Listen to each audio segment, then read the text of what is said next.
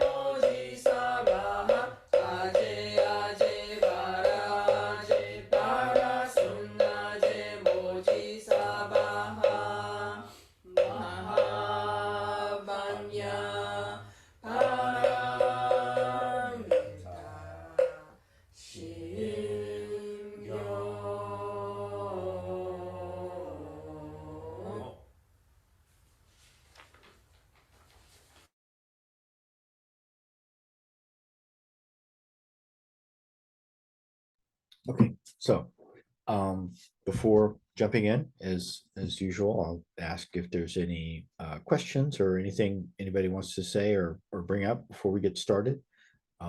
And also, as usual, please feel free to jump in at any time with a question or a comment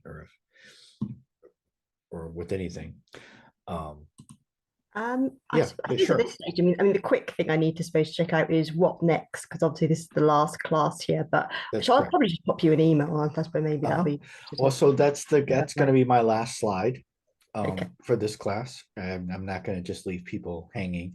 And so we'll talk about that. But yeah, that's a great question. And just as a preview of that, so I am going to be reworking this class, and I'm going to reworking it, and then what I plan to do is come out with a series of updated classes following the same progression through the Heart Sutra. Maybe hopefully having learned a little bit about how best to go over and present the material. And those will, at least at first, those will not be live classes. I'll just kind of put them up on YouTube. And in addition to the Heart Sutra classes, I want to do the same thing with the 4 Great Vows, which I did a series of classes on that prior to the Heart Sutra. And then there's two other very short things that are, I think, amenable to classes. One is the Kanzeon chant, which is a very nice short chant. And the other is a chant called the Evening Bell Chant. And both of those are very short. And going through those is something that you can do, have a complete knowledge of much more quickly. But then one of the main things I want to encourage people to do is to keep working on the Heart Sutra until you can. And I'll talk about this. I don't want to. Yeah, I'll talk about this more at the end of the class. But my goal, and I'm going to plan to keep working on this until I can just sit down and write all 270 characters at one sitting without cheating. Although I'll do a lot of cheating until I get to that point, and I think it's important to keep making use of whatever aids that you can along the way. But I want to have the characters, how to write them, what they mean, and where they go in the Heart Sutra memorized. And I think in another year I'll probably have that. That's my goal anyway. But yeah, thanks for asking that, Fatima. But for now, let's look at where we are in the Heart Sutra, which is pretty far along.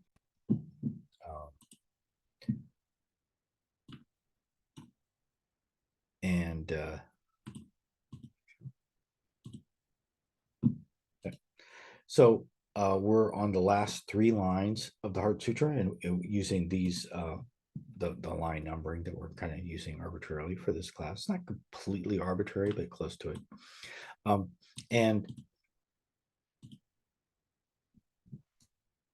And it goes Shi mu-dung-dung ju-nung je-il-che-go jin-shil bur-ho go-sol banya bada-milta juk-sol-chu-wal, which means, is the supreme mantra which is able to relieve all suffering. Oops, see, try not to do that too many times. Which is able to relieve all suffering and is true, not false. So proclaim the Prajna Paramita mantra, proclaim the mantra which says. Then, of course, right after that comes the mantra, which was one of the first things we actually covered in the class. And that's another thing that I'll emphasize in terms of, going forward and continuing to study the Heart Sutra. One of the things that I wanted to emphasize by covering the title of the Heart Sutra and the Heart Sutra mantra as the first two things that we covered, is that those really, if you want to kind of have a milestone and a goal, to really get those down so that you can sit down and just write the 10 characters of the title and the 17 characters of the mantra, I think they are, again, just from memory, and know what you're writing. I think that's I still don't have that completely down, because I've kind of moved on to the other parts of the Heart Sutra, and I have to go back and even though a lot of those characters from the beginning come up even in this section. Anyway, so I'll get my laser pointer just to go over all these characters again. Shi, mu, so these are old characters we've seen before. Dung-dung, dung-dung, which literally means equal. This is Ju, so this is the character that we've already covered. This is the character that is usually translated as mantra into English. It's actually a Chinese word that predates the introduction of Buddhism to China. Chinese culture already had mantra-like utterances. And so sometimes this word is used to refer to Buddhist mantras as well. Let's see, nung, let's see, nung. So this is the one that means able to. So this is let's see, is the supreme mantra. So is mu-dung-dung means supreme. That is, dung-dung means equal. And actually translating this particular part of the Heart Sutra, which I'm not going to be able to have a chance to go into in great detail, translators get kind of a little twisted up in their words when they're trying to translate this. If they get too literal about it, basically you can treat dung-dung as being emphasizing equality. So very equal, nothing anywhere close to being equal, basically, is what this means. Mu-dung-dung. There's nothing that is anywhere close to being equal to this mantra, which is able to, that's here, this is the nung here, J, oh yeah, J, this is to remove, alleviate, fix, all ilche, go, suffering, okay, is a supreme mantra which is able to relieve all suffering. Jin-shil, this is two words that both mean true. And so when you have two words that both means true, you mean really, really, really true. So this mantra is true, not bu or bur in this particular context, the way it's pronounced in the Sino-Korean. Ho, and this is a character, this is a new character. So this is a new character for true. This is a character for true that we already covered. Jin. This is a new character which means false. So true, not false. Ho go sol banya. This is a true, not false. So this is being translated here as so, or therefore. Proclaim. This is the proclaim, and this is good old ban ya ba ra milta, right from the title of the Heart Sutra itself. Big chunk of the title being repeated here again on line 27. And is true, not false. So proclaim the Prajna Paramita mantra, Ju again. And these characters, there's no brand new characters in this line. One of them is new in this lesson, which is soul here, soul, which was proclaim. So proclaim the mantra which says, proclaim the mantra which says wal, which is another character that's already been covered. So that's what that is what we are going to be looking at now in more detail.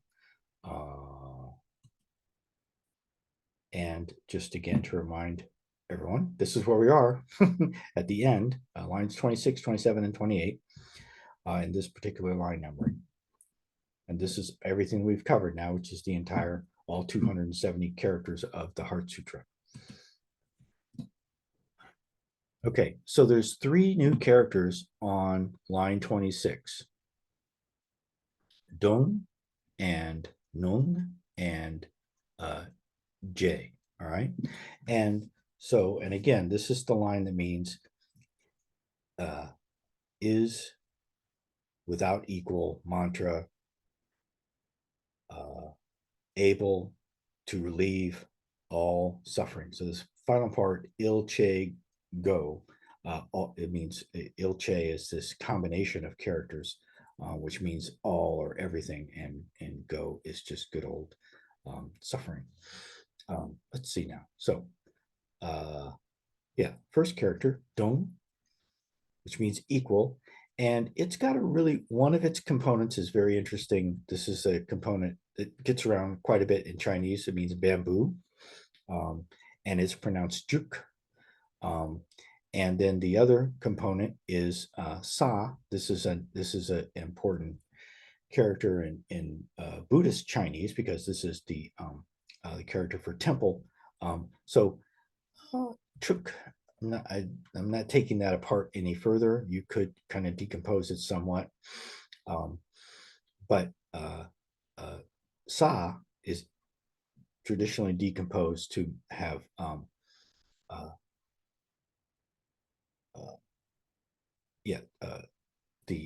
composed into to and chon. Okay, and then sa is also a component of the character for time. If you take temple and combine it with the character for sun, you get the character for time, which is, I think, she, pronounced something like that. Which, oh yeah, and she is also it doesn't just mean time, but it can also be used to mean when. So that when is also that character did show up earlier in the Heart Sutra. Okay, so the next new character is nung, able to. So that's up here. So that means it's the mantra that is able to relieve all suffering. We're going to get to relieve or remove or eliminate in just a second. So nung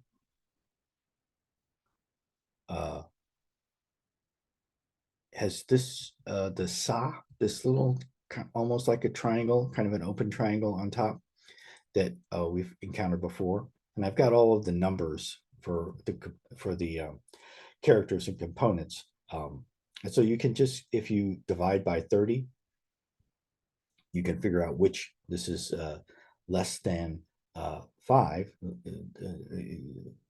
Less than 147 is 3 less than 150. So that means it was somewhere in lesson number 5 that we covered this character way back when. All right. Wal, the character for moon, is here. So you should be able to see pretty clearly how this decomposition of this character is. The characters are pretty recognizable, not too distorted, as does happen sometimes when characters are being squished together to become components in one character. And then after the right hand part of this character, so there's a left and a right hand part of this character, and those parts are also combinations with characters stacked on top of each other. So here we have two identical characters stacked on top of each other. They do become a little bit distorted in the process of stacking, so they don't look completely identical, depending upon what font you're using. But that's just a little character for a strange little character that is pronounced B and can mean either dagger or spoon. All right, and then the third new character on this line is the meaning of this character is very interesting and very important. In Buddhism, a lot of times Buddhist teaching is presented in a way that's very a little hyper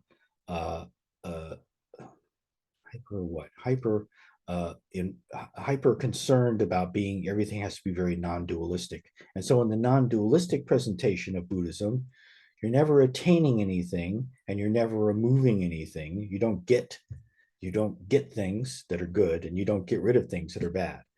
But in this presentation of the Heart Sutra mantra is actually quite dualistic. In this line, we say it's better than anything else.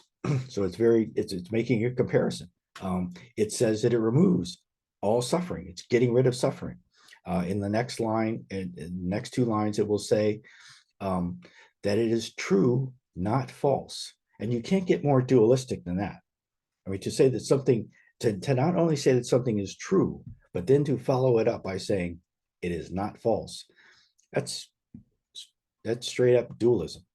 And so it's interesting to look at this part of the Heart Sutra in those terms, and in particular, so this particular character I've had on my mind recently because one of the projects that I'm working on right now, which actually I'm going to be doing later today, is the first of a series of practices based upon the Medicine Buddha Sutra, and one of the alternative titles of the Medicine Buddha Sutra is removing all karmic obstacles. So again, a very dualistic kind of presentation of Buddhist teachings. And anytime something seems dualistic, and if you're accustomed to hearing Buddhism always being presented in non-dualistic terms, you have to remember that both dualistic and non-dualistic presentations of Buddhist teaching are all just skillful means. And of course, one time, yeah, so one time, my teacher was asked a question. My teacher, Zen Master Degak, was asked a question. I'm trying to remember What was it? Yeah. Oh, well, but he said, yeah, well, that's skillful means too. So even when you talk about skillful means, that is also skillful means. So it's kind of it's like the old joke um, from if you're familiar with the Illuminatus trilogy, there's a joke about someone who's asking about the I think it's a Hindu myth about how the entire universe sits on top of a turtle, and somebody asks what's underneath the turtle, and the answer is, oh, well, there's another turtle underneath that, and then the person says, oh, well, what's underneath that turtle? And and of course the person who's answering is supposed to be some sort of holy man who's very wise, and he says, oh, well, there's another turtle underneath that, and the person says, well, what's underneath that turtle? And the holy man says, it's turtles all the way down. um, and so when you start trying to, if you get too involved in trying to apply ideas of dualism and non-dualism and skillful means in Buddhism, what you find is that it's skillful means all the way down. It's all turtles. At least that's one way of looking at it. Anyway, I'm sorry for that digression on the character. This one is J. Yeah, J, which means to remove or eliminate.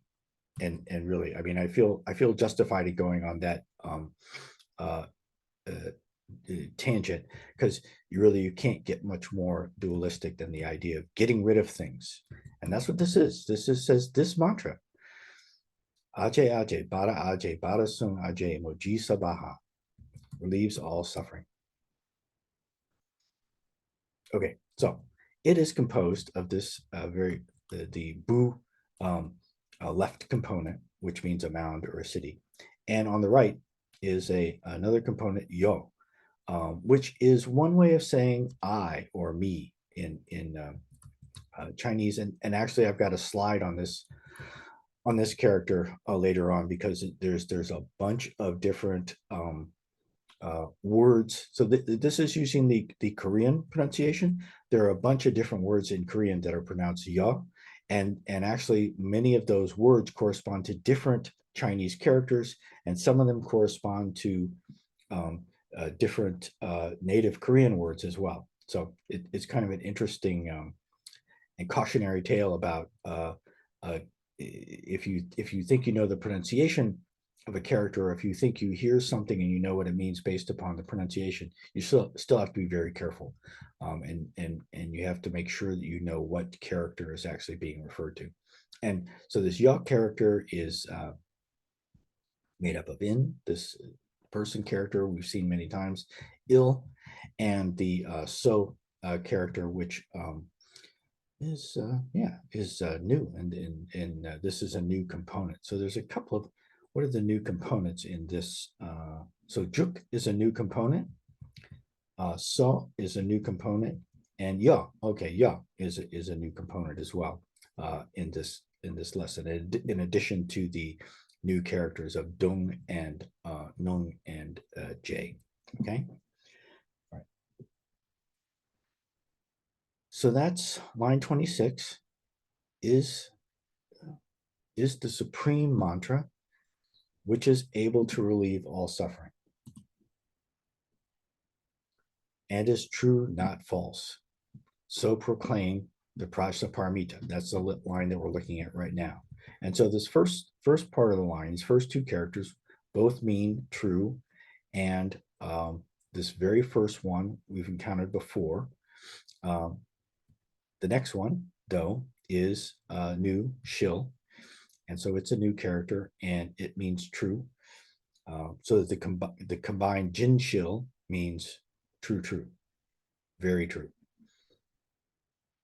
Not only is it very true, but it's also not false. Okay. And it's made up of the myeon, a component that we've seen many times. You can see, again, here, you can see by the number, 47 means it was in lesson number 2.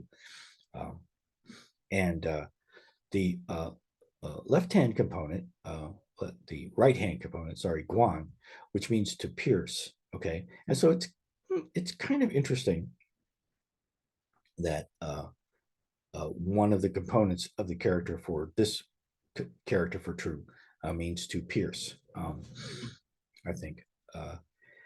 And it's not. Yeah, so this is definitely not a phonosemantic compound, though, because neither of these components has anything close to the pronunciation of shil. This is myeon, and this is guan. Right now, guan is broken down further into this kind of unusual character. Where do I have it here? Oh yeah, this is also pronounced guan, and it also means pierce. That's the left-hand component of, or no, not the left-hand, the top component of guan. And then the bottom component, I'm going to zoom in a little bit here so we can see better. See this, the top component gets a little squished. The bottom component also gets a little squished. The bottom component is not new. It's, let's see, where is it? Do I have it? Yeah, I didn't get it on the slide. That's why I always try to put the components on the slide, because I usually can't remember the ones that I don't put on there. Oops. Oh, it is. I screwed up. What's in the next slide? Sorry about that. Which means it probably is here somewhere. It is pay. Oh no, it is. So that, yeah, all right. This is a new component, pay, which is a shellfish. So this thing here, this means shellfish, like a cowrie. Shellfish and cowrie shells are often used as money in many traditional societies. And so this also can sometimes be used to refer to money as well. So this guan, oops, I did it again. Sorry. I blame COVID. I'm going to use that as an excuse for as long as I can. So this, the top component is this guan, and the bottom component is this pei. And then pei is fairly recognizable. This is mok-I, and this is pal, the number 8. Okay. Now the, oh yeah, so the next new character in this line is the line that means false. Okay. And it is pronounced ho. So this, wherever you see the EO in the Sino-Korean, it's not really ho. It's and even where you see O in even where you see the letter O without the E in front of it in Korean, it's not really O the way that, at least the way that I would pronounce, which is with the rounded lips at the end. It's more O, where you don't where it's a pure O. In my pronunciation of English, O is usually more of a diphthong, where you have a O at the end. And in Korean, it's more of a pure vowel, where it's just O, which to me often ends up sounding like oo. Anyway, but when you see the E before the O, it's more like a like huh or huh. I don't know. But my Korean pronunciation is very bad. Hopefully it will get better. This week I start my second Korean class, actually. My second series of Korean classes. Okay, so that's huh, which means false. And it's made up of this kind of complicated, but not that, it's not really that bad once you, especially if you take it apart. But this is a little character that means tiger. Although I don't think this is not the character that would normally be used to refer to tigers, but its original meaning was tiger, and it's pronounced ho. So this is ho. This one is ho, and this is huh. So this is kind of at least this is the phonetic part, and then this character here, the right side character, is up. Another one with the funny O. And this is a component form of the character for karma. And so this was already covered in a previous lesson. In simplified Chinese characters, which are used predominantly in mainland China today, this is the character for karma. But in traditional Chinese characters, this still has the meaning of karma, but it's treated as a component form of the much more complicated character for karma, which actually is not part of this lesson. but we will take a look at it. I think it's, yeah, we will be, I have a slide with it on it if I get a chance to get to it. And so the character for tiger, the ho character for tiger, is just has the han character for a cliff, and it's got the divination character book, which was covered in our recent lesson, and then it's got the spoon or dagger character b again down here, making up that. Okay, so now it is true, it is not false.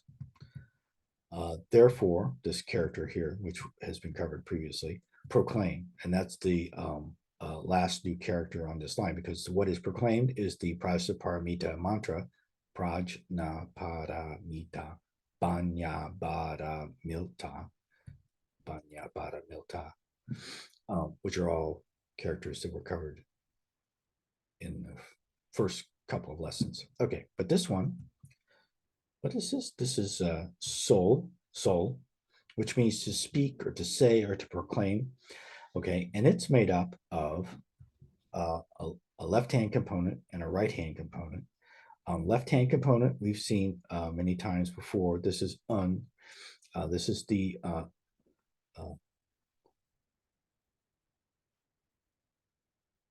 yeah, un, which means words or word, and it's made up of the do, the lid, and the e, the two, and then the gu, the mouth, just stacked on top of each other.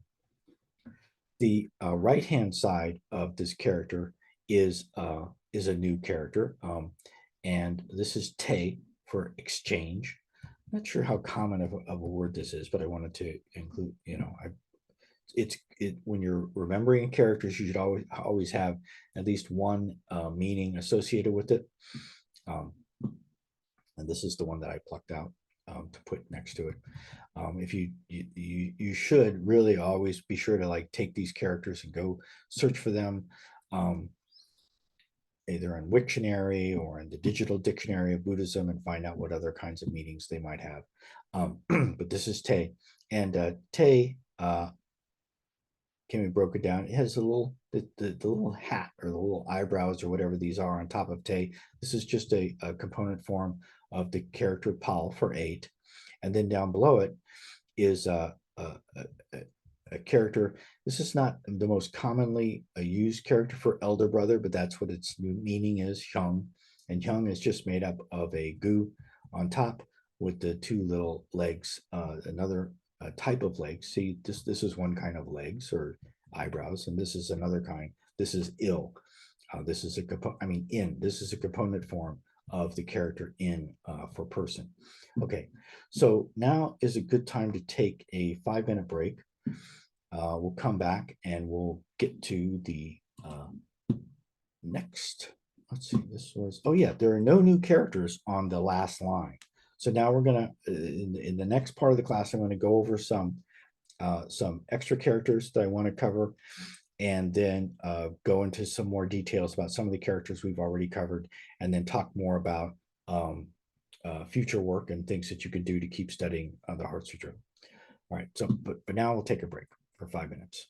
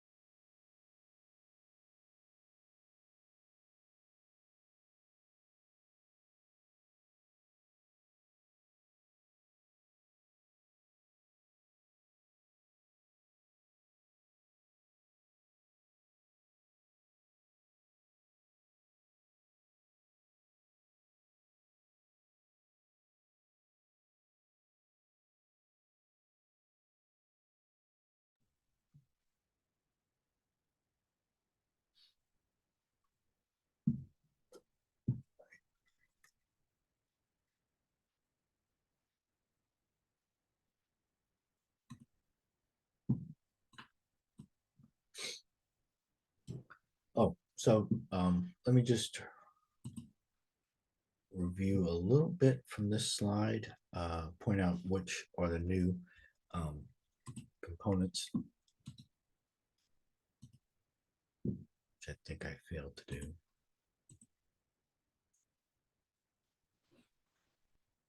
Oh yeah, so I did point out that guan is a new component here.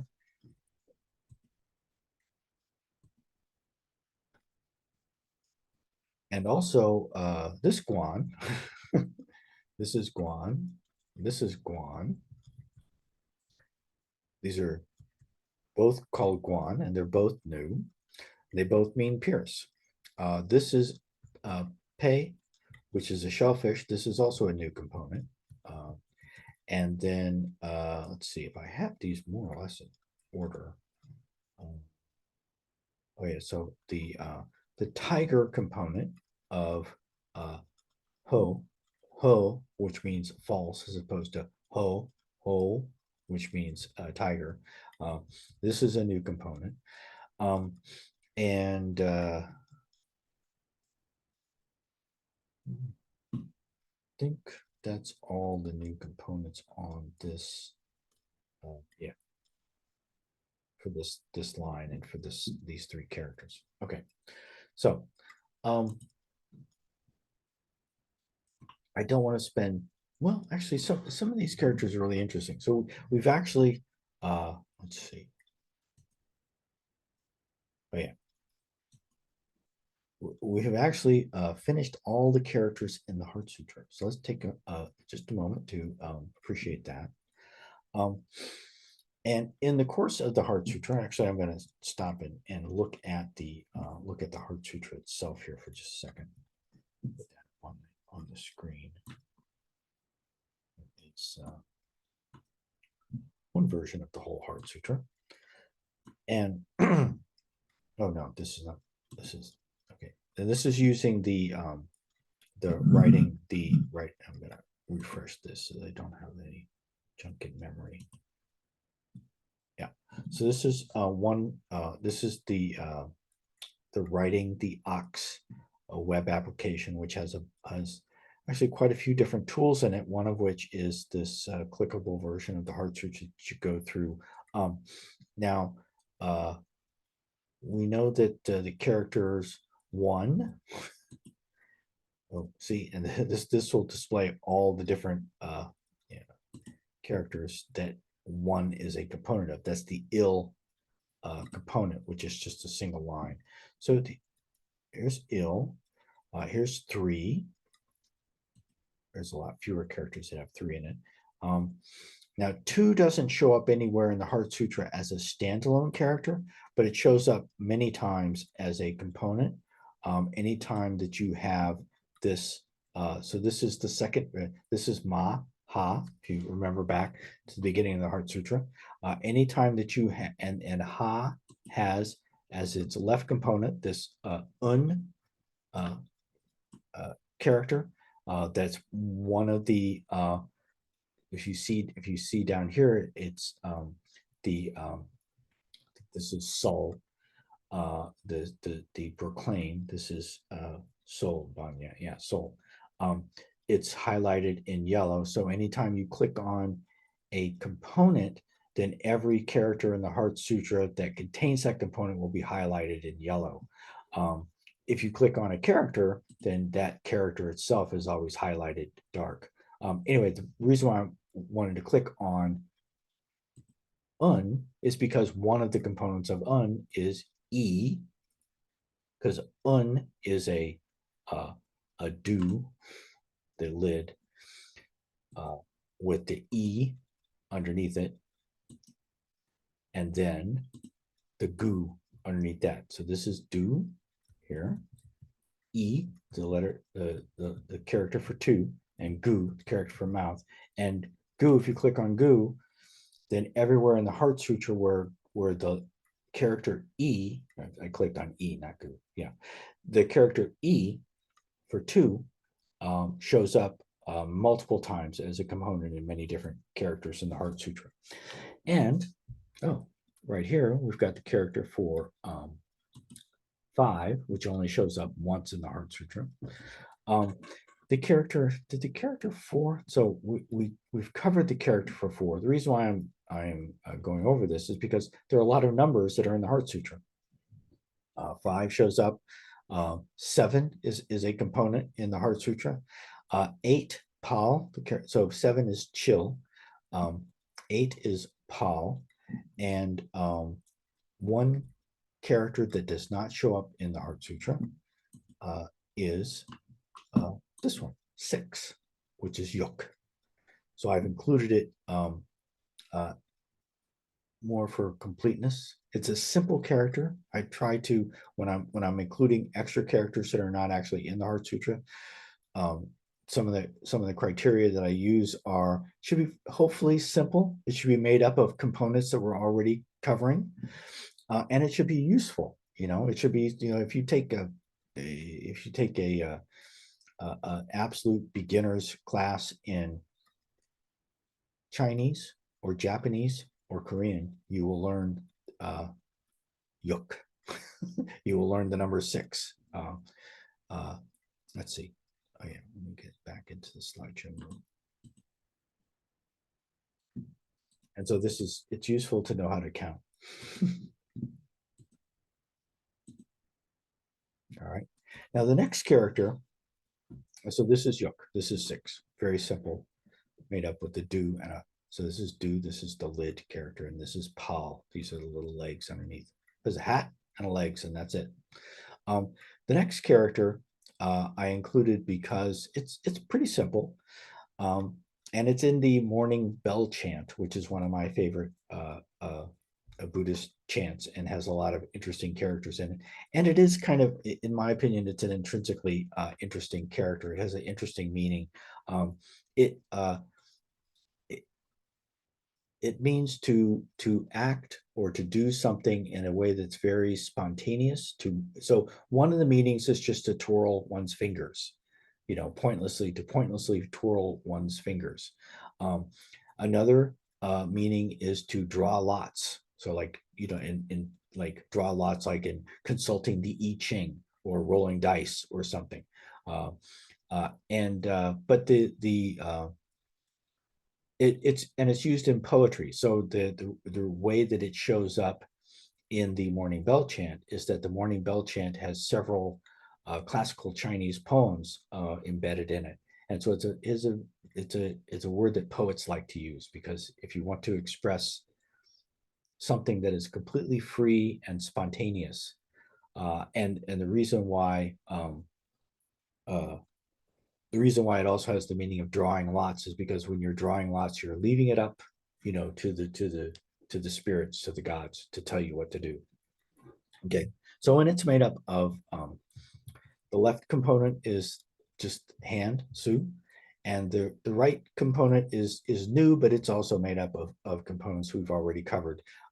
This is jum, which means to divine, which is partially how this has its connotation of drawing lots. And the jum is made up of the character, jum. Anyway, now this is the character for wind, pung, which is made up of 2 components that have already been covered, that have actually shown up many times.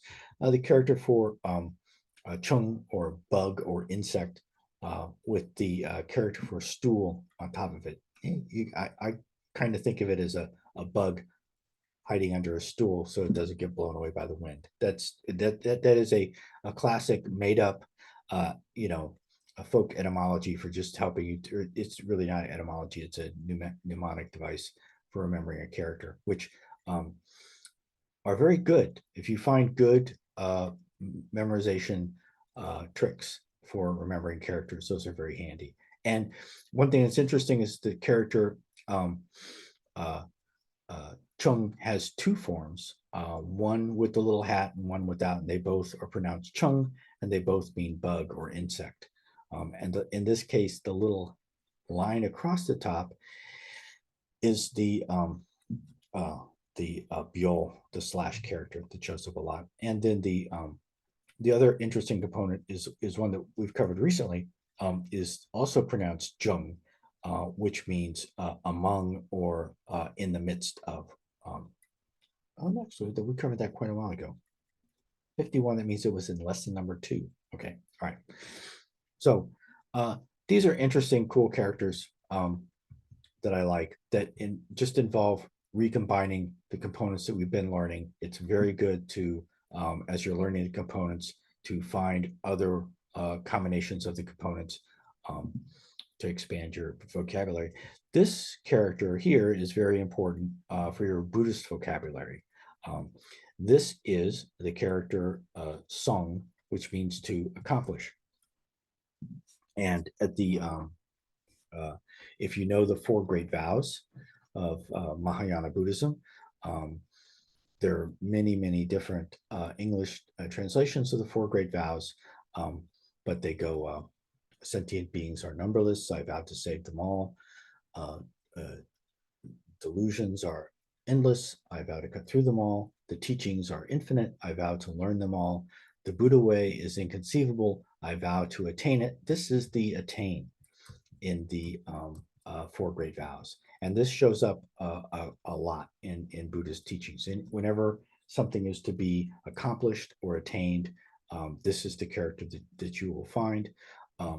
This is sung, and it has this weird character inside of it, which is the character for mu. And so this is, yeah, these two components are not that much, not worth that much on their own, but you have to have them in order to be able to decompose this very important character, this very interesting character for accomplishing. So the character mu, which if you look the meaning down here, the 5th heavenly stem. So there are 10 heavenly stems in classical Chinese, which goes all the way back to very early Chinese culture, when each lunar month had 30 days, and the 30-day lunar month was divided into 10.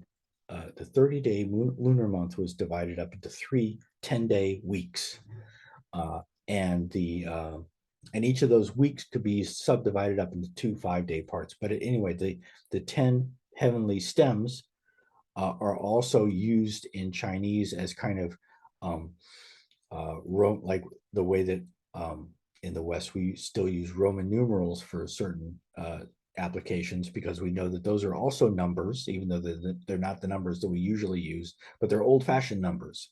And so these are the old-fashioned numbers of Chinese, going up to 10, and this is the number 5 in what is essentially the equivalent of Chinese Roman numerals. All that just because it's a component of this character. It's much more important to know that this is the character for sung, to accomplish or attain, as in attaining the Buddha way. Okay, and this left-hand component is an even more obscure thing. Let's see, I just have that highlighted in green. It does actually show up, but it only shows up if you do copy and paste this into a Google search field, or DuckDuckGo, or whatever your favorite search engine is. It'll just say something to the effect of, this is only found as part of other characters. Okay. Now, this mu is made up of a biol, again, the slash, and this gua, which is a halberd, which is a kind of weapon. And the gua is made up of another biol and this is ik. This is an arrow. And actually, the origin of this character is that it's actually a special kind of arrow that has a string attached to it, so that after you shoot it, you can retrieve it. That's the meaning of that. But of these, the 2 that I would recommend, actually focusing on, one is very easy, Yuk, the character for number 6. The other is Sung, the character for accomplish. This one is very important for just learning Chinese characters. This one is important for a Chinese Buddhist vocabulary. The character for wind is very, very common, and it's a good character to know. Oh, all right. Now, Guang is another character this is the character for light. This one also shows up quite a bit in Buddhist writings and teachings.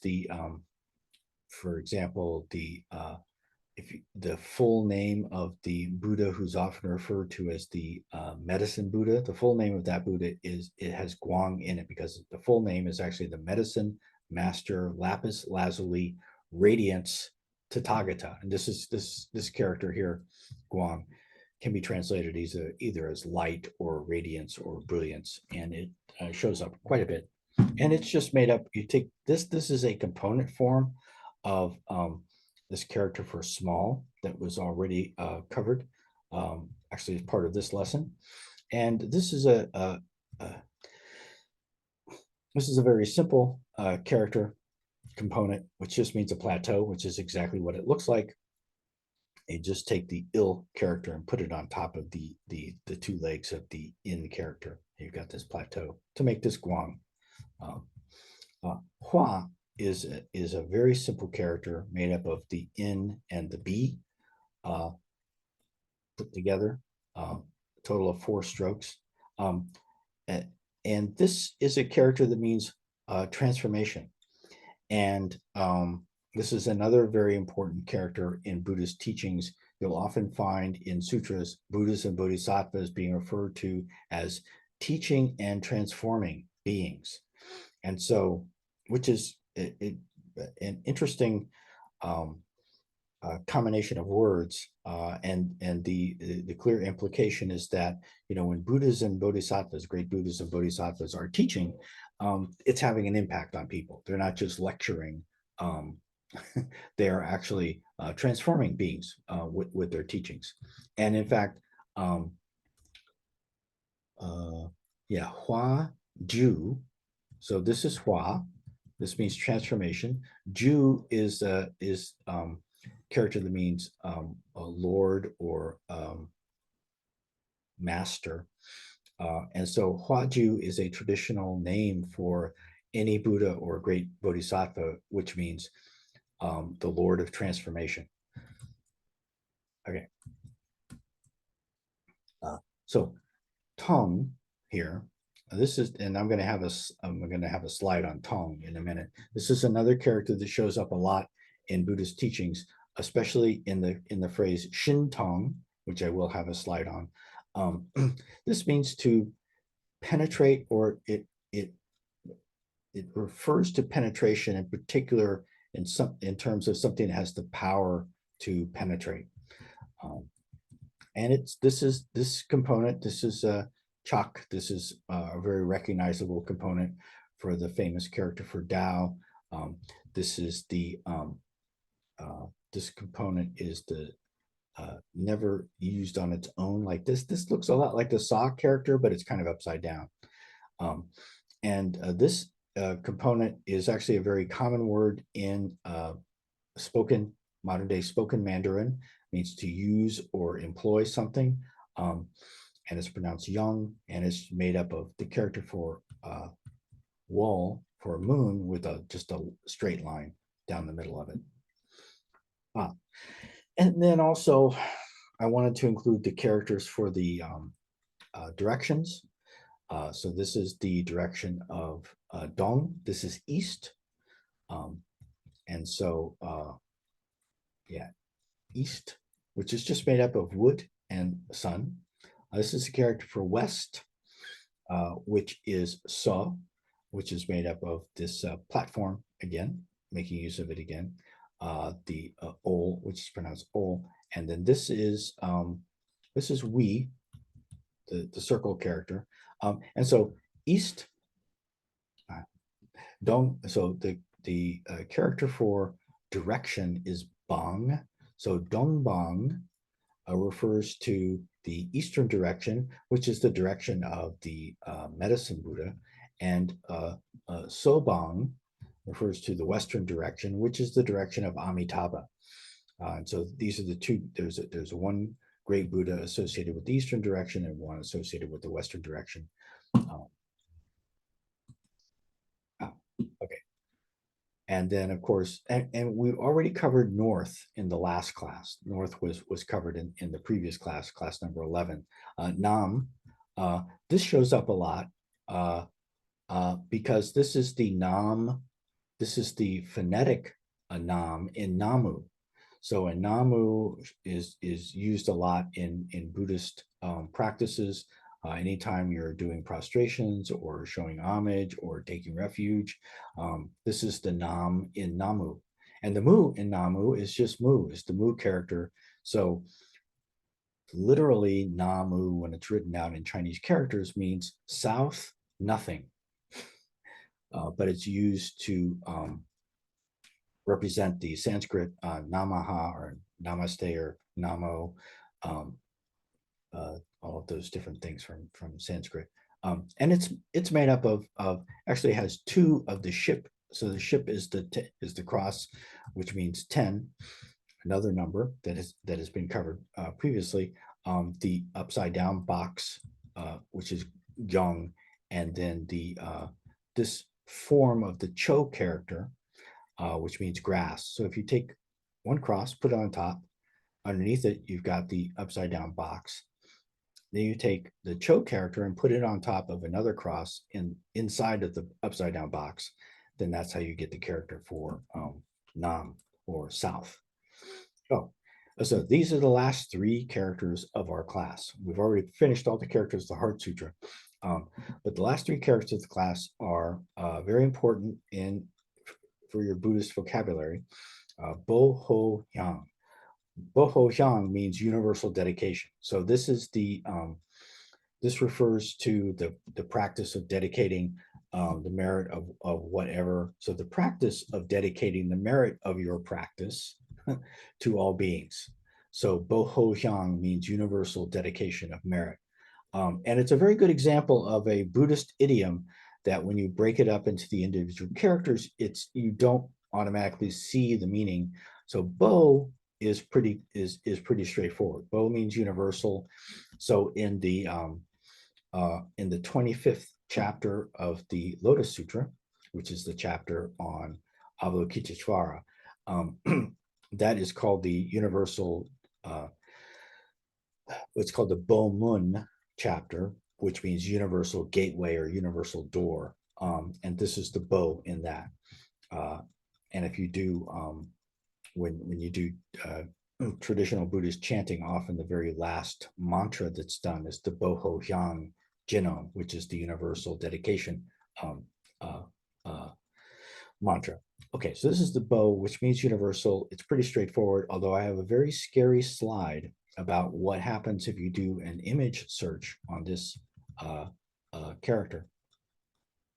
It wasn't what I expected. I don't think it's what anybody would, what any rational person would expect. I'll show that in just a minute. This is a really cool character just because it's got the we character we've seen over and over and over again, and the gu character which we've seen over and over and over again. And this shows us that indeed the we character is bigger than the gu character because the gu character fits inside. And this is a character that in Chinese is pronounced hui, or in Sino-Korean is pronounced hui, and it means to return or circle back. And then this character, which looks fairly similar, except now gu, instead of being inside of the we, is inside of the gyong, the upside down box, with a little check mark on top, which is a byul. And this character means toward. And so this is the part that doesn't quite add up. When you put these two characters together, it means dedication of merit. And if you put the Bo on top, it means dedicating all merit. And the implication is that all of the merit is being dedicated to the benefit of all beings, which is, I like this character a lot, and I'm going to show you one reason why it's kind of weird. But these two characters are very simple, and dedicating merit is a good way to end. We're not completely done with today's class, but that is the last of the characters that we're going to cover. So before I jump into any other things, do either of you have any questions or anything you want to say about what's been covered? Joe, I see, is unmuted. Yeah, just a quick question. With Nam, when you were explaining that, I was wondering if, for example, the country of Vietnam, if that means Southern Viets. It could very well. I don't know. Okay. That sounds very likely. Right. Okay. But you have to be careful with that. You can get into you can convince yourself that something like that is true. You have to double check. So I mean, it's a good question, and I'd be very interesting to see what the answer really is. So I'm just gonna. It's interesting too, because if we say South Vietnam, we're really saying South Viet South. And so one of the interesting things, traditionally Vietnamese culture has made use of Chinese characters as a primary writing system. There is a lot of, however, also traditionally the Vietnamese have fought for centuries and centuries and centuries to win and maintain their independence from China. And so there's a lot of cultural resistance in Vietnam to using Chinese characters. And so let's see if they have the name of the country here in Chinese characters. They may or may not. I think it was up there in the etymology. If you go up, okay, yeah. Hang on, here we go. That one. Down a bit. There's a section called etymology. The next one down. Yeah. There you go. Yep, it is, and that's exactly what it is. Okay. So that is the Nam in Vietnam. Cool. Yeah. But if you, so like one of the things that I'm going to talk about in terms of next steps is that one of the things that's really useful to do if you want to continue your study of both the Heart Sutra and of Chinese characters is to consider learning more about the languages that use Chinese characters, including of course modern Mandarin or Korean, which is the one that I tend to gravitate towards. But then also Japanese and Vietnamese make heavy use of, so Japanese makes very heavy use of Chinese characters of the non-Chinese languages that use Chinese characters. Japanese is the one that by far makes the most use of Chinese characters to this day. You cannot read and write Japanese without knowing a lot of kanji. In both in Korea and in Vietnam, there is a certain amount of resistance to continuing to use Chinese characters, if for no other reason than they're hard. So Korean has a very nice writing system of its own now that's been around for several centuries, and Vietnamese has a writing system. Unfortunately, it's not of their own creation. It uses Western. It uses the Western alphabet with a lot of diacritical marks, but they still often prefer to use that as opposed to Chinese characters. I don't mean to go off on too much of a tangent on that, but interesting that Nam is Vietnam. That's the Nam in Vietnam, and it means south. Yeah. Okay, so let's see. I did promise to show you a scary slide about the character for universal bo, and just for entertainment purposes, I'm sure does anybody want to venture a guess as to what you see when you do a image search? And it doesn't matter, you could do Google, you could do Bing, you could do any other DuckDuckGo or any other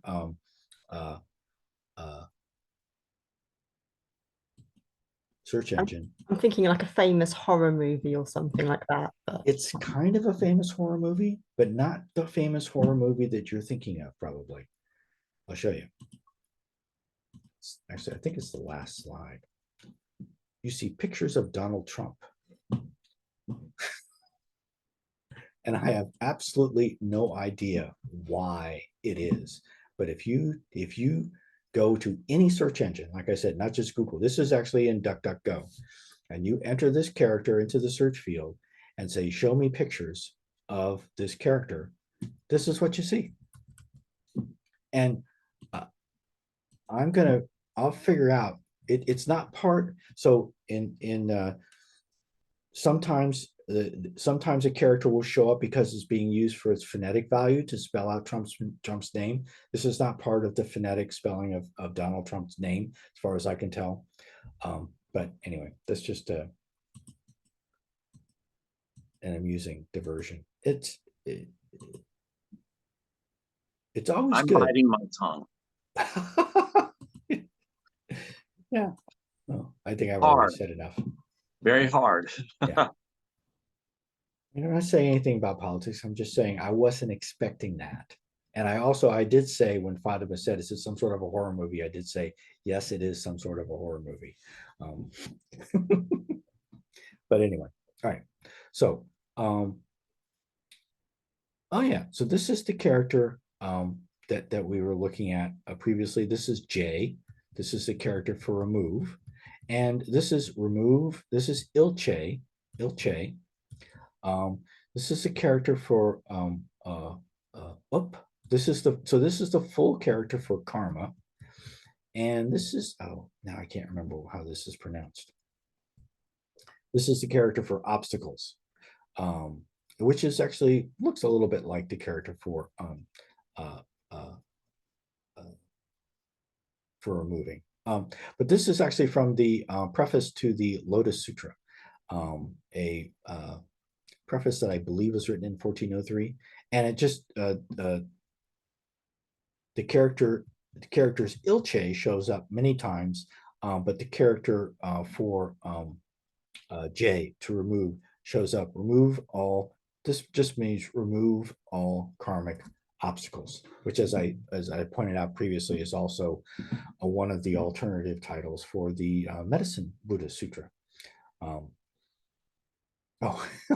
Another reason why I like this slide, okay, is because I put up here, this is the automatic Google Translate English translation of this section of the of this preface to the Lotus Sutra, and this is Google's automatic translation of the Buddha. Often, or in Buddhism, there are often kind of emphatic expressions like "so be it," or yes it is," or very good," Here, one of these emphatic expressions is being translated as "woohoo," even though they get Tathagata right. And a lot of this other stuff is very, and this is actually probably a fairly, in terms of representing the meaning, is probably a fairly accurate translation of this particular, whatever the character combination here is. But I just thought that you'll often find things that are amusing when you allow, and that is, well, let's see, how are we doing on time? I think we're doing pretty good. Yeah. Yeah, let's go on to the next slide. Oh yeah. So this one character that showed up, Ya, which was part of, I'm going to skip back several slides now just to remind myself of where Ya fit into, who was it? Yeah, here it is. Oh yeah. So Ya is part of J. So J is a combination of this Bu character on the left and this Ya character on the right. And this Ya, as I put it down here, I said one meaning of this character is I or me, like the first person singular pronoun. This shows a Wikipedia page that actually has a bunch of different, it turns out Ya, Y-E-O, or pronounced the same way, Ya, is an Old English word for river. And so this same, if you follow this link that's here, has a couple of different usages of the word Ya in Old English, and it still exists in some, I don't know, are there any rivers in Scotland that you know of that are referred to as Ya? Fatima, you might know, but but no, not offhand, I'm afraid. okay, Not thinking, yeah. okay. Yeah. But if you follow this link, it gives some examples of rivers in England that have this sound in them, and the sound you can trace back into Old English as one of the old. It actually was a name of a river in Old English, and then, as often happens, people began to refer to people who were from that area. This was like the biggest river in the area, and they ended up referring to other rivers with that name as well. But in Chinese and in Korean, Ya is very often used as a family name. And it's a bunch of, but it turns out that different families pronounce their name Ya, but they all have different characters that correspond to them. And only one of them is this one here, which is referred to as the Ya. That's why the Ya, which means I. The Ya, which means I, which in Korean is na ya, na ya. Na means na is the more normal way in Korean to refer to me or I. If you say na ya, then what you're saying is this is the ya, which means I. And this is just there's lots of different, and this is mostly just looking at different family names in Korean and in Mandarin that are all pronounced this way. Even though they have lots of different characters that they can correspond to, which is one of the reasons why I was very cautious when Joe brought up, oh, Nam sounds like Vietnam, and Vietnam is in the South. So maybe that means, and so in this case, it turns out that just going by what it sounds like and what it means actually corresponds to the legitimate etymology of Vietnam. Yeah. So Shintong, promised I would talk about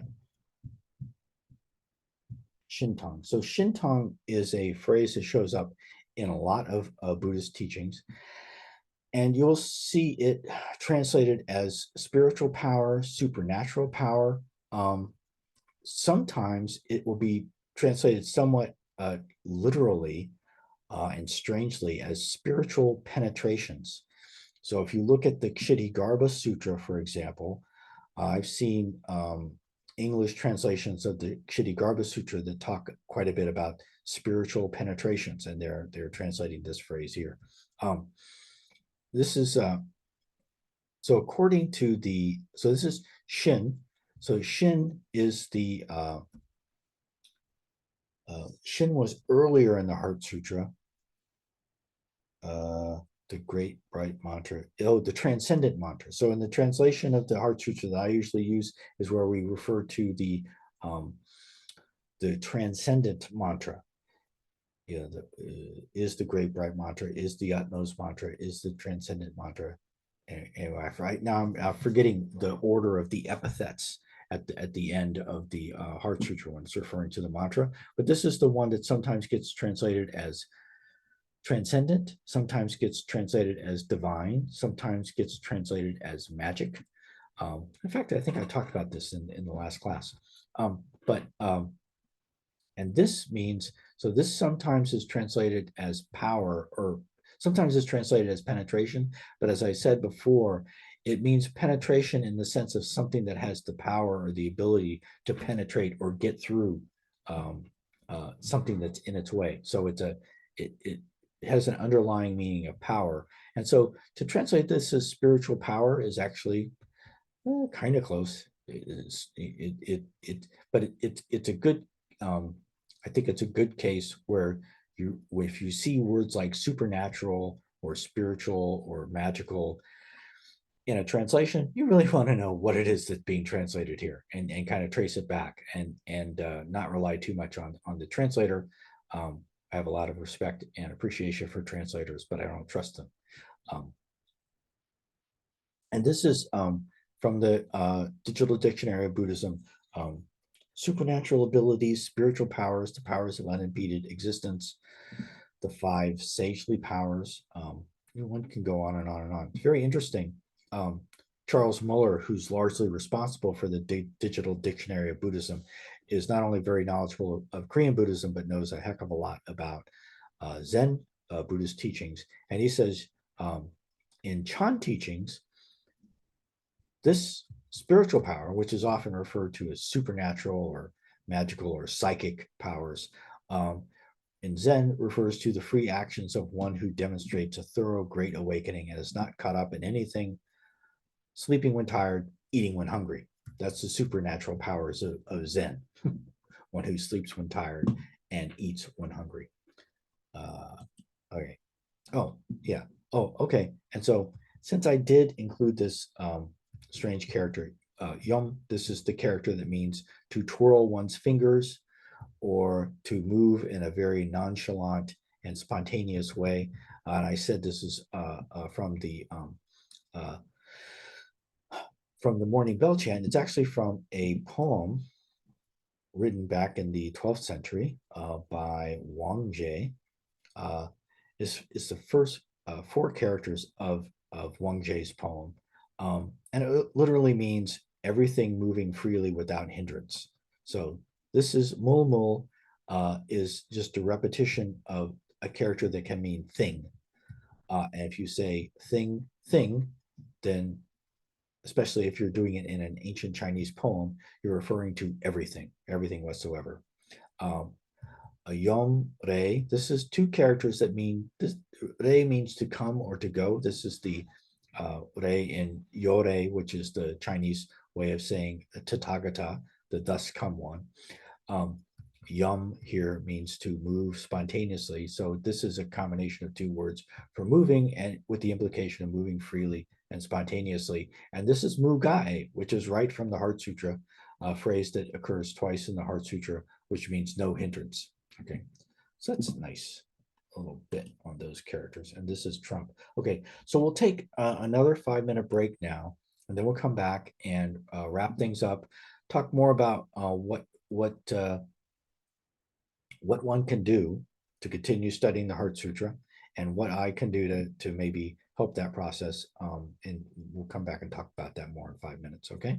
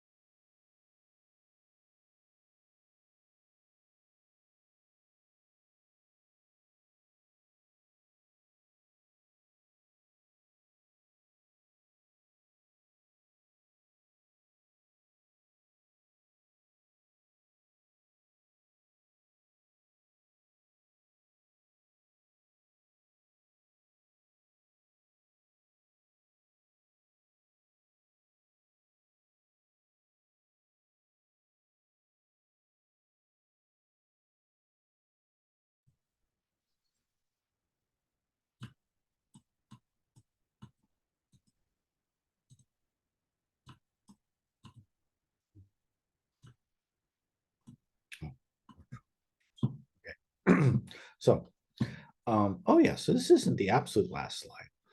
This is the last slide that I've got. Let's see. So these are just things that I've been thinking about as far as where we can go from here.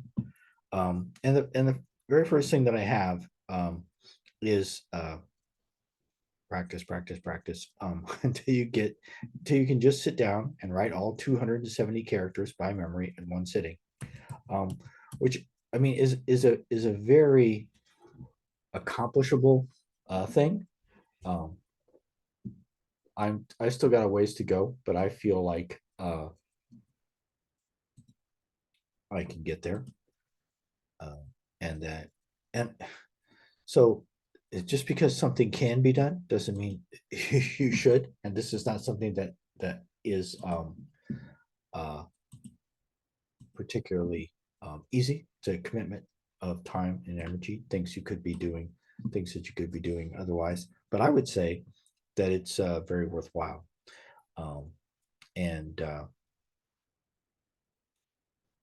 in order to do that, to move forward, things that you will want to do is that we've talked about several times in the course of this class is using practice sheets, generating your own practice sheets, or just you can get a blank piece of paper and say, this is my practice sheet.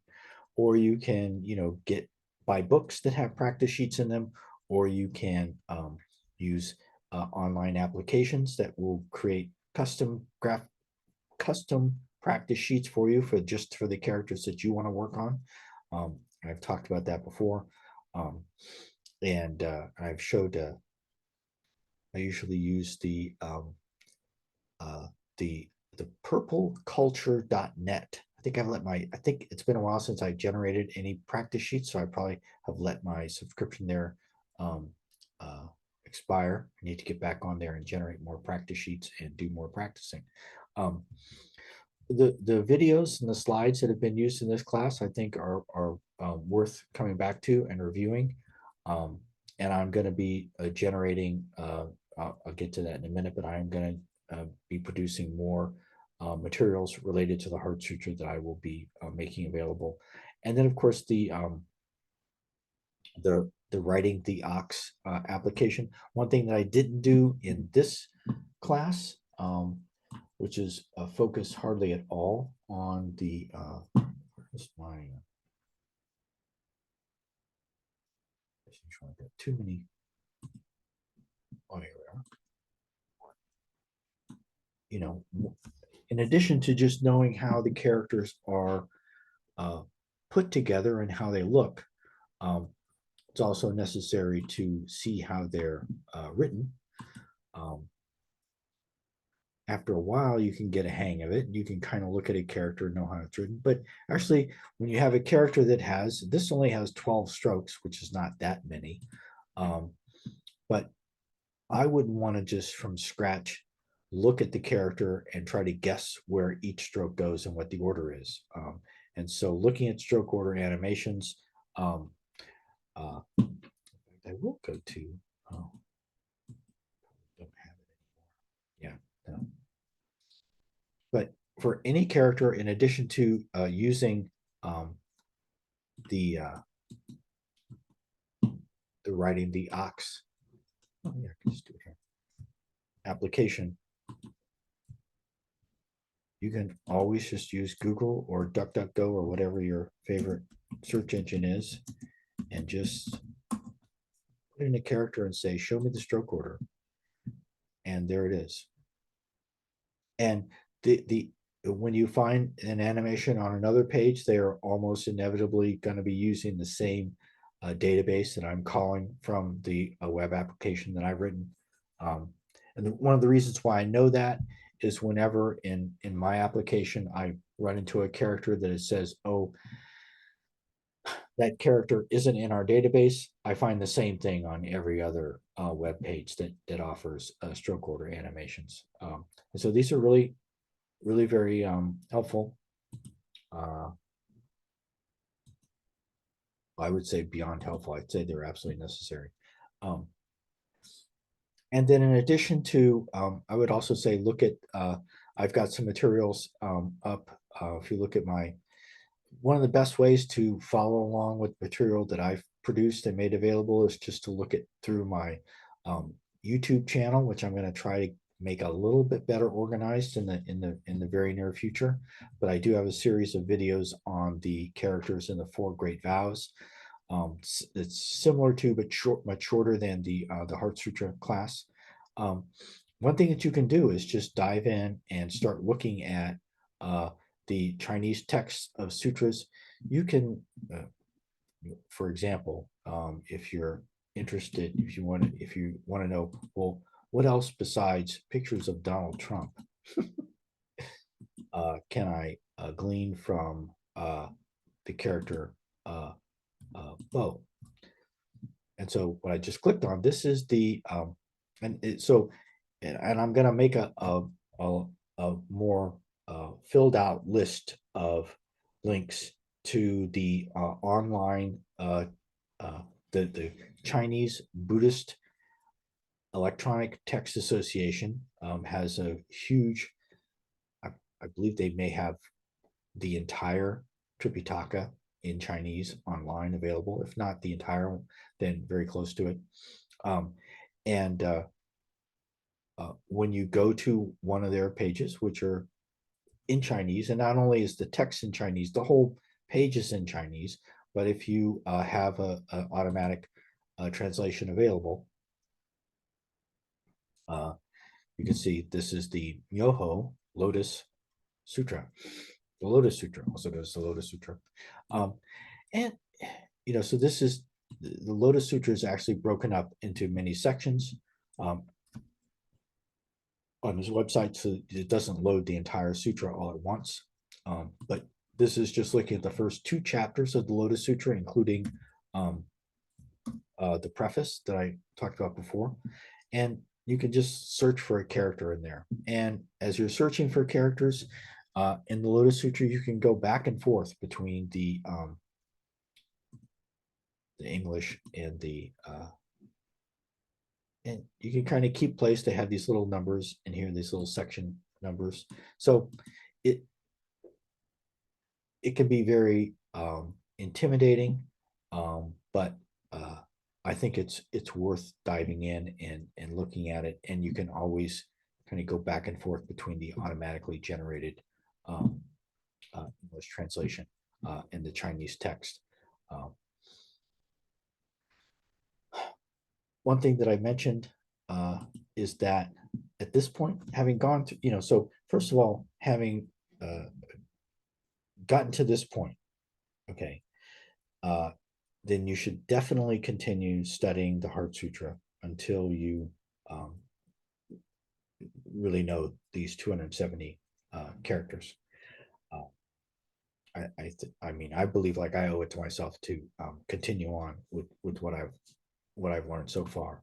I also think at this point that you've had a lot of exposure to Chinese characters, had a lot of exposure to Chinese characters, specifically in a Buddhist context, and it's a really good idea to consider beginning to learn, not necessarily studying for full mastery or fluency, but to consider studying one of these languages: Mandarin, Korean, Japanese, or Vietnamese. You could add Cantonese to this list. There's actually, turns out that when people talk about Chinese, there's multiple different, sometimes they're referred to as dialects, but they're not, so like Cantonese and Mandarin are not mutually intelligible. So they're recognized as different languages.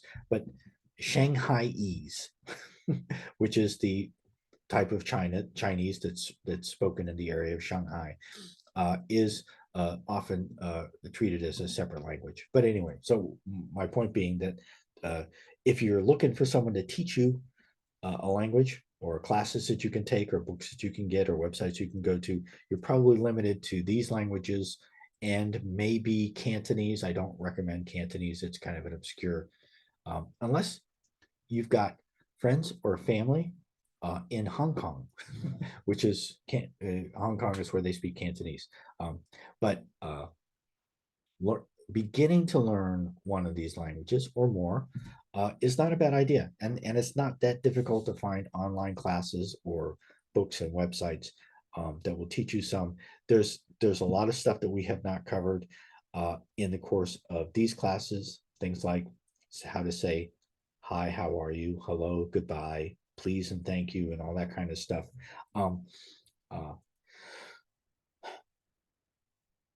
I just think it can be very useful. It's very useful to kind of round out the type of thing that you can learn just by focusing only on things like the Heart Sutra or even just Buddhist texts and stuff in general. But speaking of Buddhist texts and stuff in general, there's a lot of other chants and teachings that are, some of them are a little longer than others. They're certainly shorter than entire sutras. The Kanzeon chant and the evening bell chant I referred to are very short, and I'm going to be putting together classes on those, even shorter than the Four Great Vows. The Homage to the Three Jewels is another one. The Morning Bell Chant and the Thousand Hands and Eyes Sutra are significantly longer. One of the things about the Kanzeon and the Homage to the Three Jewels is that the full text of those chants is also part of what's available in the Writing the Ox web application. And then, so things that I'm specifically going to be working on in the coming months and year and into the future. Like I said, I'm going to be revising this class that we're finishing up now, and I want to put out at least one video a month going over this material. And one of the things that I want to do that I think wasn't really possible in a 2 hours at a time frame was to pay more attention to the actual going over these stroke order animations and how to write the characters. A lot of what I ended up focusing on was the decomposition of the characters, the meaning, and giving some background information on the characters, and also talking about things like two character combinations. Actually writing the characters, I've kind of left it up to people to, I've indicated that, shown where the stroke order animations are, but actually going over that in the videos, I want to emphasize more when I kind of revise this class. And I'm going to do the same thing with the Four Great Vows. And then, like I said, I'm going to create new classes on that are shorter, on the evening bell chant and the Kanzeon chant. Just want to make sure everybody knows the Kanzeon chant when I'm referring to that. I've got it here somewhere.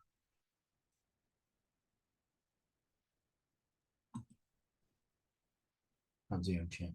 I've got too many tabs open right now. I'll get back to that in a second. Oh, so one thing I do want to do with the web application, the Writing the Ox web application, is to make a version that you can use that's more easily used on your phone, where you can just kind of look at one character at a time, and have single stroke order animations displayed, and have kind of a quiz mode in there for studying and memorizing characters and also learning to write them. Although there are already, I have not used them, but they're used them very much. But there are some really good already available phone apps for learning Chinese characters. The only problem with those is that they do not specifically, they don't have like a specific subsection just on the Heart Sutra. So I'm also going to be doing, this is one thing that I'm going to be doing is during this time slot that we've been meeting together, I'm going to be leading a monthly medicine Buddha practice that'll be alternating between the time that when we've been meeting at 3 o'clock in the afternoon Eastern, the East Coast time in the United States, and 6 o'clock in the evening, to accommodate people with different schedules and time zones. But every other month I'll be here at the same time with a different Zoom link, but I'll send it out to people. We'll be doing like an online, we'll be reading the Medicine Buddha Sutra in English together and doing some traditional chanting. And then I'm also going to be doing on Tuesday nights when I've been teaching a class on other subjects. I'm going to be doing a traditional Buddhist chanting group online for people who want to do the chanting or learn how to do chanting online. Anyway, so that's what I'm going to be doing. And I hope that those things are helpful to people. I'm very open to suggestions or requests. You know, I don't know what other, but I'm very interested to hear what other people want to do or are planning to do with their planning of the studying of the Heart Sutra. Yeah, thank you for all of this. I feel a little bit overwhelmed now. We've stuck at it for a year. Yes, I think it feels like for me, I haven't really got to the at my fingertips point, like you say, being able to write confidently the Heart Sutra. I do feel it's achievable, and it's just sort of bouncing everything out because it's like the last year for me of my thesis now, my PhD. So Right. It's sort of making sure I'm not just building up a massive intellectual to-do list and then sort of freaking out. But yeah, I think continue with that a little bit. And could I attend some of the chanting classes just to sort of keep the continuity going? Absolutely. I will send out the information to you and everyone else who's on my list for these classes. I'll make sure that that's you know, readily available, and you'd be more than welcome, you know, to come. And then also, you know, what I will send out, I don't want to spam people, but I will send out, you know, information about what I'm doing and opportunities for people to practice together, you know, with me and others online. I want to make sure that people know about that and what the opportunities are, without I'm not selling anything, but oh yeah, also for those who have contributed to my Patreon page. So I'm going to be shutting off all the donations because I'm not going to be doing this class anymore online. And so thank you very much for that. Anybody for those who have contributed to my Patreon page, that's very much appreciated. But with the ending of this class and the other two classes that I'm teaching, which are ending this month, I'm gonna turn that off. So you won't be dinged if you're already signed up. You won't be being asked for money anymore from that. But if I come up with anything else that I'll be doing like this, I might start that up again. But the best way to keep up with what I'm doing is either through the getting emails that'll come out from me, probably hopefully not too often, or checking out what's on my YouTube channel. But it's very achievable, and as opposed to, I would say, learning Chinese. Okay, that's a huge thing, and is something that I doubt that I will achieve in my lifetime. Learning how to write, you know, the characters in the Heart Sutra is very doable. Every child in China learns many more characters than this, and they struggle with it. It's hard. It is difficult for everybody who learns Chinese, even people who just learn simplified Chinese, and even for people who never get very good at it, it is difficult. But everyone can do it. Everyone in China can read a menu and can write text messages using these characters. And so, yeah, it's very, very something that can definitely be accomplished.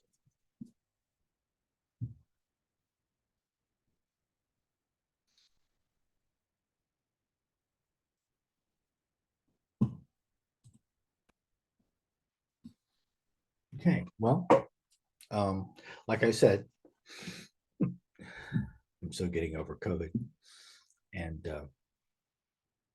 I'm kind of running out of steam. I am really appreciative of everyone who's stuck it out to this, including, you know, those who aren't here with us tonight. Maybe you're watching on, I know I just started talking to somebody this week who only just this week found out about these classes and said she's going to be, you know, looking through all the videos. So anyone who's made it to the end of the 12th one of these classes, I'm impressed. You should be impressed, and you should use that as you should be enthusiastic about continuing on. This isn't easy, but if you've made it this far, you definitely can continue going. So we should end with reciting the Heart Sutra one last time together, although of course not one last time, but one last time in this particular setting. Let's see.